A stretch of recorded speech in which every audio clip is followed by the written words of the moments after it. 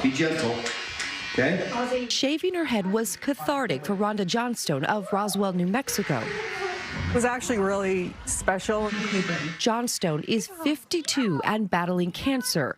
She has a mass of tumors in her right breast. When you got the news, what was the first thing that ran through your mind? Fear. I've got 5 little grandkids. I don't want to be here to watch them grow up.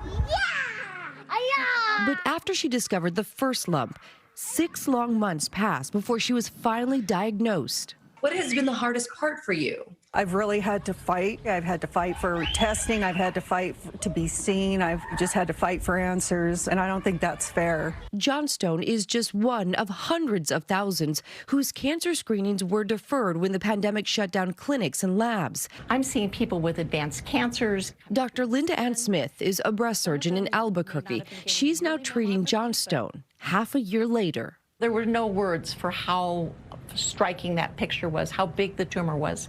It was everywhere. It was all 4 quadrants. It was underneath the nipple. Johnstone is getting chemotherapy to shrink the tumors so Smith can operate. Yeah, mammogram saved your life. Surgery has become increasingly common during the pandemic. We're doing harder surgeries, sicker patients, people who've had to go through extensive treatment before we can take them to surgery. For 59-year-old Yvette Lowry of Rock Hill, South Carolina, that meant chemotherapy.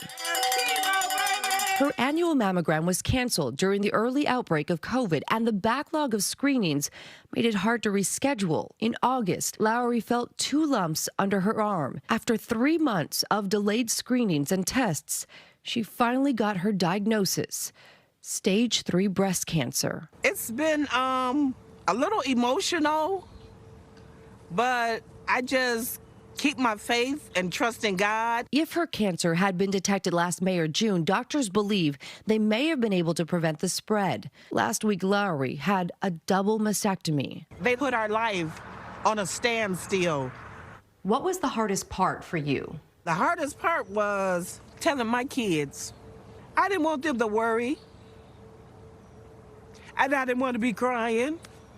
Experts predict the number of people who will die from breast or colorectal cancer in the U.S. will increase by nearly 10,000 over the next decade because of COVID-19's impact on cancer care. We decide at some point. Dr. Karen Finkelstein, who treats gynecologic cancers, has seen a 30% decline in cancer referrals. I'm being paralyzed. I've been frozen by COVID because it's changed the landscape of medicine and patients. Last year has taken a toll on her personally. You start to feel a sense of despair. The hurdles COVID has forced us to face this year, some of them have been insurmountable.